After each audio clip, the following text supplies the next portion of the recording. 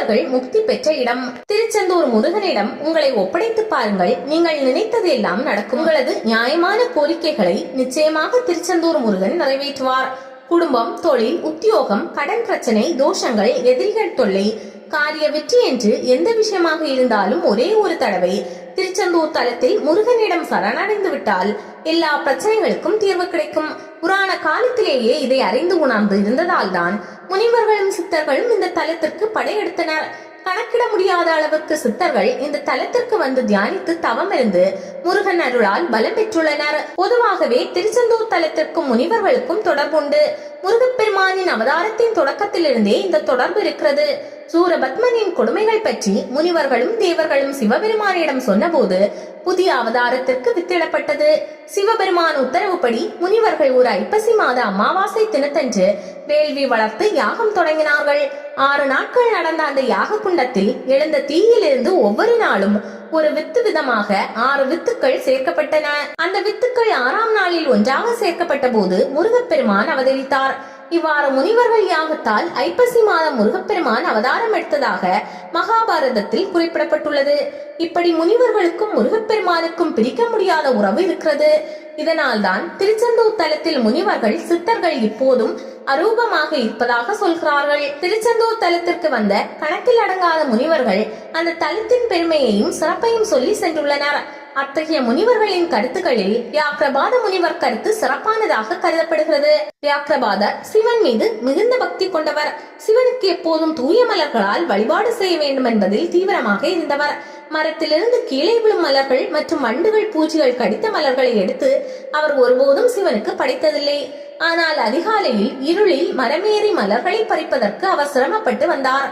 எனவே தனக்கு இருளில் பார்க்கும் சக்தியும் மரமேறும் சக்தியும் வேண்டும் என்று சிவனை நோக்கி தவமிருந்தார். சிவபெருமான் அவரது தவத்தை மெச்சி அவருக்கு மரமேறுவதற்கு வசதியாக புலியினுடைய கால்களை போன்று உருவாகட்டும் என்று வரம் கொடுத்தார். மேலும் துல்லியமான பார்வையையும் வழங்கினார். இதன் காரணமாகவே அவர் வியாகரபாதர் என்று அழைக்கப்பட்டார். சமஸ்கிருதத்தில் வியாகரம் என்றால் புலி என்று அர்த்தமாகும். அதிலிருந்துதான் வியாகரபாதர் என்ற பெயர் அவருக்கு ஏற்பட்டது. தமிழில் புலிக்கால் முனிவர் என்று அழைத்தனர். சிதம்பரம் உட்பட பல தலங்களில் தங்கியிருந்து வழிபட்ட இவர் திருப்பட்டூரில் ஜீவசமாதி அடைந்ததாக குறிப்புகள் உள்ளன. சிதம்பரத்தில் இவரும் பதஞ்சலி முனிவரும் இருந்தபோது நடராஜரின் ஆனந்த தாண்டவத்தை கண்டுகளிக்கும் பாக்கியம் கிடைத்தது. சிதம்பரத்தை போலவே மற்ற தலங்களிலும் இறைவனது அருளை பெற வேண்டும் என்று புலிக்கால் முனிவர் விரும்பினார். அதற்கு அருள் புரிய வேண்டும் என்று நடராஜ பெருமானை பிரார்த்தனை செய்தார். நடராஜரும் அவருக்கு அனுமதி வழங்கி ஆசி புரிந்தார். இதையடுத்து புலிக்கால் முனிவர் தமிழகம் முழுவதும் தலையாத்திரை மேற்கொண்டார். ஒவ்வொரு ஆலயமாக சென்று சிவபெருமானை வழிபட்டு வந்தார். ஒவ்வொரு ஆலயத்திலும் அவருக்கு ஒவ்வொரு விதமான அனுபவம் கிடைத்தது. தமிழகத்தின் தென்பகுதிக்கு சென்ற போது தாமிரபரணி நதிக்கரையில் உள்ள சிவாலயங்களை வழிபட்டு கொண்டே வந்தார்.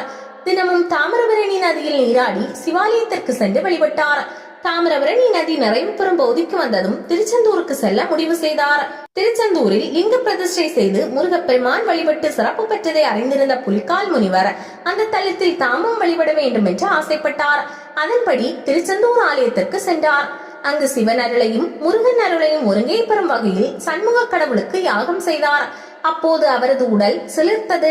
ஆலய வழிபாட்டை முடித்த பிறகு மீண்டும் சிதம்பரம் நோக்கி புலிக்கால் முனிவர் பயணத்தை மேற்கொண்டார். அப்போது புலிக்கால் முனிவர் திருச்செந்தூர் ஆலயத்தில் வழிபட்ட அனுபவத்தை மற்றவர்களுடன் பகிர்ந்து கொண்டார். அவர் கூறுகையில், இந்த உலகம் முழுவதிலும் உள்ள புண்ணிய தீர்த்தங்களில் நீராடி தல யாத்திரையை நிறைவு செய்து விட்டோம் என்ற திருப்தி, மன உணர்வு எனக்கு திருச்செந்தூர் தலத்தில் மட்டுமே கிடைத்தது என்று கூறினார். இதன் மூலம் யாத்திரை செல்பவர்களுக்கு மன ஆறுதலும் திருப்தியும் தரும் தலமாக திருச்செந்தூர் தலம் திகழ்கிறது என்பது உறுதியாகிறது. புலிக்கால் முனிவர் போன்றே திருச்செந்தூரின் மகிமையை வேறு பல முனிவர்களும் கூறியுள்ளனர். சில முனிவர்கள் கூறியிருக்கும் கருத்துக்கள் வருமாறு: வசிஷ்டர், இந்த பூமியில் போக மோட்சங்களை தரும் பல தலங்கள் இருந்தாலும் அவையாவும் சந்தேகமின்றி திருச்செந்தூர் தலத்திற்கு அடுத்தவையே. வாமதேவர், பிரம்மகத்தி பாவம் செய்தவனும் வேதங்களை படித்தவனும் கூட திருச்செந்தூரில் ஒரு நாள் வசித்தால் பரிசுத்தமானவனாக மாறிவிடுவான். ஜாவலி, திருச்செந்தூர் தீர்த்தங்களின் மகிமைக்கு ஈடானது இந்த உலகில் வேறு எதுவும் இல்லை. விஸ்வாமித்திரர் 100 அஸ்வமேத யாகங்களின் பலனை திருச்செந்தூர் தலத்திற்கு சென்று ஒரு நாள் தங்கியிருந்து வழிபடுவதன் மூலம் கோடி பங்கு அதிகமாக பெறலாம். காசியப்பர், ஒருவன் பிரயாகையில் வாழ்நாள் முழுவதும் நீராடும் பலனை கார்த்திகை நட்சத்திரத்தன்று ஒரு முறை இத்தலத்தில் நீராடினால் அடைந்து விடுகிறான். மார்க்கண்டேயர் ரிஷிகள் காசியில் ஒரு வருடம் தவம் செய்து பெறும் புண்ணியத்தை திருச்செந்தூரில் ஒரே ஒரு நாளில் தவம் இருந்து அடைந்து விடலாம். மௌத்கல்யர் பல நாட்கள் செய்து வரும் தவத்தை திருச்செந்தூர் தரிசனம் ஒன்றினாலேயே அடைந்து விடலாம். குரு மகாதசை அல்லது குரு புக்தி குரூரமாக இருந்தால் அவர்கள் திருச்செந்தூர் ஆறுமுகனை தரிசித்து ஸ்ரீ ஆதிசங்கரரின் சுப்பிரமணிய புஜங்கத்தையோ குமரக்குருவரின் கந்தர் கலிவெண்பாவையோ ஒரு முறை பாராயணம் செய்தால் அனைத்து துன்பங்களும் நீங்கிவிடும் என்றும் முனிவர்கள் குறிப்பிட்டுள்ளனர். திருச்செந்தூரில் கணக்கற்ற முனிவர்கள் வாழ்ந்தனர் என்பதற்கு இப்போதும் அடிக்கடி ஆதாரங்கள் கிடைத்த வண்ணம் இருக்கின்றன. சமீபத்தில் திருச்செந்தூர் கடற்கரையில் ஏற்பட்ட கடலரிப்பு காரணமாக சில கல்வெட்டுகள் சிலைகள் கிடைத்தன. இவை வரலாற்று பொக்கிஷங்களாக கருதப்படுகின்றன. கடலரிப்பு மூலம் திருச்செந்தூர் கடற்கரை மண்ணில் புதைந்து கிடந்த ஒரு முனிவரது சிலை கிடைத்துள்ளது. அந்த சிலை சுமார் 300 ஆண்டுகளுக்கு முற்பட்டது என்று கருதப்படுகிறது. 2 கைகளிலும் ருத்ராட்சம் கட்டப்பட்டு அந்த சிலை காட்சியளிக்கிறது. அந்த சிலையுடன் ஒரு நாகர் சிலையும் பெண் உருவம் கொண்ட மற்றொரு சிலையும் கிடைத்தன. இந்த சிலைகள் மூலம் ஆதி காலத்தில் திருச்செந்தூர் தலத்தில் முனிவர்கள் செய்த நாகர் வழிபாடு மிகவும் மேன்மை பெற்றிருந்ததாக ஆய்வாளர்கள் கருதுகின்றனர். குறிப்பாக முருகனை வழிபட முனிவர்கள் அலேலியாக வந்தனர் என்பதும் உறுதியாகியிருக்கிறது.